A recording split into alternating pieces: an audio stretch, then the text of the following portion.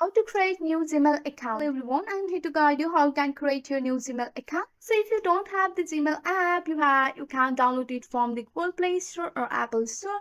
Just you have to tap on the Gmail here. Once you have tap on the Gmail, just go and tap on the profile icon which is on the top right and go for the add account here, and you have to set up an email and you can choose your platform here. Just go for that. Once you are here, they are checking your info and you have to verify that it's you,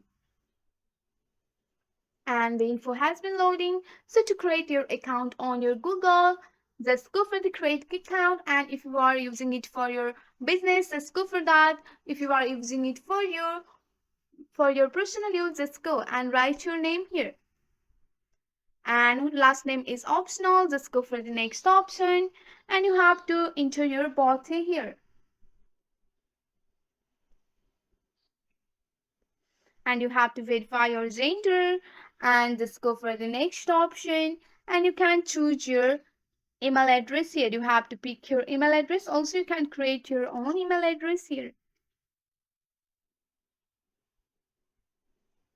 And so here you can see that this username is already taken.